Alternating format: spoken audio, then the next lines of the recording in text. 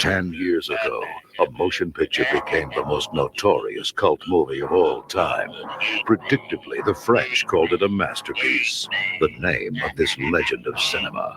The Attack of the Killer Tomatoes. It was so stupid, so cheap, such a piece of steaming dog flop. You think it would have attracted horseflies. Never an audience. Now, get ready to sit on your intelligence once again. They made the sequel, The Return of the Killer Tomatoes. Guess what? It's a lot better. It had to be.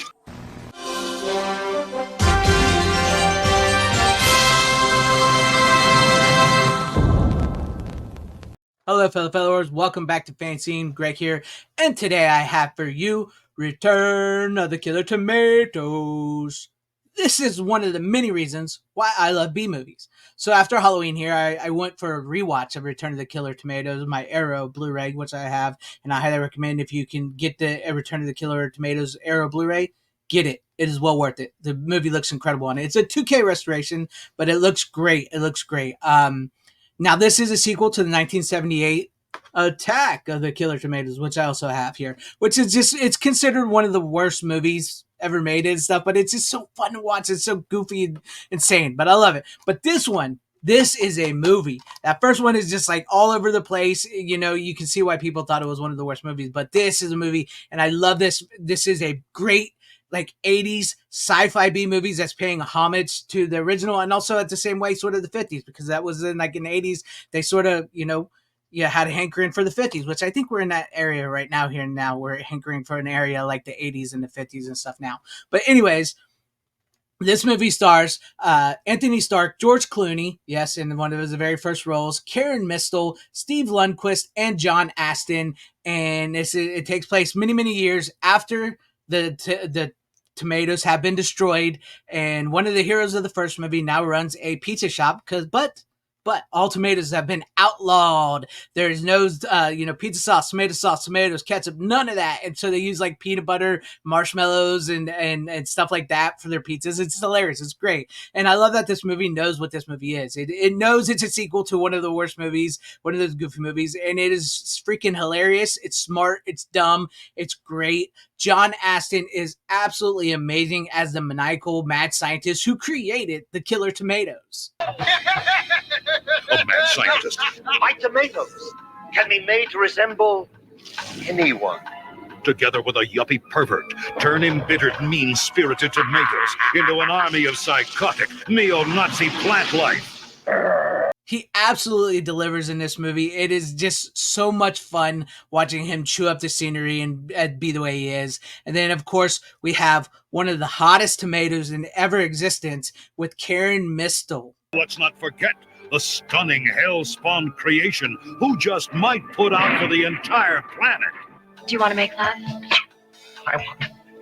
I also cook 815 international dishes and use all the popular home appliances. What a lovely tomato, right? What a lovely tomato. And I think, I absolutely love the jokes and the nuances of this movie and everything, because there's literally a scene in the movie at one point in time where the movie just stops and they're like, we can't finish this movie. It's such a low budget movie. We ran out of money. We can't finish it. And then they're like, George Clooney's like, this is the 80s. Maybe it's time we play into product placement, which, yeah, for better or worse, this is sort of how it started. And they have these great jokes about product placement in the movie to help flesh out the budget to finish it. It's hilarious. It's done in such a fun way where now it's so corporate and everything, where then it was just sort of played as a joke, like as a last resort that they didn't want to do it, but they did it. Now today it's just like, it is what it is. But I absolutely love the movie. The performances are so good. It follows this basic storyline of there's this guy, hapless guy in the 80s, right? Who's just looking for the right girl, and he falls in love with this girl, just so happens to be a tomato who so happened to be created as a sex slave for John Astin, who created the killer tomatoes from the first movies and who's now taken his tomatoes and turned them into people, right? He's turned them into people to use as his army and to do whatever he wants to do, which was always such a novel idea. Like even like with the new Battlestar Galactica, they turned the Cylons into like people-looking people. It's such an ideal that they have back then, right? And so this guy and his roommate George Clooney, end up foiling the plans along with the heroes of the first movie, that came back for the second one, foiling the plan of the Tomatoes taking over. And this movie is filled with so many like jokes that you just cannot get away with today. Even look at this. You'll see atrocities beyond belief. You can't see your feet. Do the words fat cow mean anything to you? You'll see how producers extracted special favors from certain well-endowed performers. It's got more laughs than Out of Africa. It's gayer than Kiss of the Spider Woman. Hello? The girl of my dreams is a vegetable.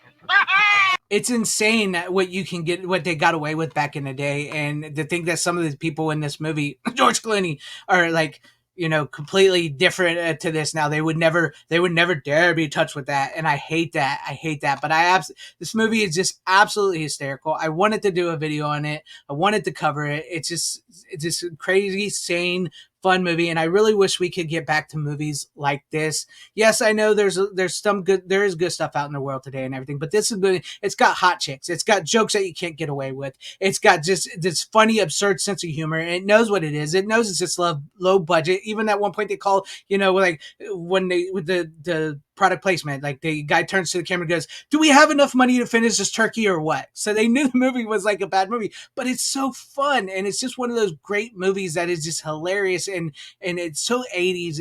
I think we need to get back to movies like this. Like movies, I mean, we really do. I mean, maybe not like The Killer Tomatoes, but like movies where it's okay to joke. Movies where it's okay to see a hot woman. Movies where it's okay to where a guy can just be a dude and, you know, and maybe look at hot women or something, you know, just spitball in there. Like we need that, like, to go back to this, like, comedy and action and just, and stop worrying so much about everything, you know. A good B movie can just put a smile on your face. And every time I watch this movie, which I absolutely love the first movie. I love the first movie, but this movie is so fun. It just put a smile on my face. It made me remember why I love, not that I ever forgot, but it just made me remember why I love movies like this so very much. They're just absurd, goofy, and just such a fun thing to watch. And I really think we were missing stuff like this. And if you've never seen Return of the Killer Tomatoes, and you really don't even need to have seen the first one to get into this one, because they go over the entire plot of the first movie in like 10 seconds in the beginning of the movie. And even like they even make a joke. It's like somebody says, oh, as you're watching the movie and they're going over the first movie, goes, "I thought this was a sequel. I didn't know I was watching the first movie again." So they make that joke in the beginning just to catch up the audience and everything for anybody who's never seen it. You really don't need to see it. And you don't really need to see any of the sequels after this, which were like straight to TV sci-fi movies. I think John Aston Returns, but they're no good. But this is like, I don't know, man. I just really love this movie. It's such a great 80s B movies. And this is why I love B movies so much. And I highly recommend it if you've never seen it. If you're just looking to have a good laugh, a good time, to escape, that's good. It's great escapism. It escapes you from the world and everything that's going on. If you just want to, you know, get out of the world for a minute and to have a good fun time, a good like 92-minute fun time, 98-minute good fun time. I recommend it if you've never seen it. It's such a good movie. It's such a good, fun movie. And now, like, once again, this will not be ever for everybody, because not everybody can handle dumb, cheesy, over the top B movies, you know. So when I say this is such a good movie, I absolutely love it. But I also know my audience, some people out there that will not like this movie because this is not up their alley. You know, some people just can't handle those cheesy, dumb B movies, which I actually think this movie is a lot smarter than it's given credit for. But to me, this is just a fun time. So let me know what you guys' thoughts are about this movie, and, you know, maybe getting back to comedies and action films and a sense of just fun and entertainment again in the comment section down below. And if you liked what you saw here, maybe consider hitting that like button or subscribing, hitting that bell for notifications. That'd be awesome if I earn your guys' subscriptions, or possibly share the video out for everybody to see, or join and become a channel member, because that would help out my channel immensely. Thank you, and shout out to all my channel members. I appreciate each and every one of you guys. Thank you guys for being channel members here and for all of your support. And to everybody watching, whether you liked me, hated me, or liked this video, or hated this video, I thank you for sticking this long. Wherever you all are, please have a great, safe, happy, healthy day, morning, afternoon, evening, and night. Always support physical media, because it truly is the superior format. Godspeed. You wouldn't believe what she can do with 6 milk bottles and a tuning fork. The Return of the Killer Tomatoes. It's definitely a learning experience.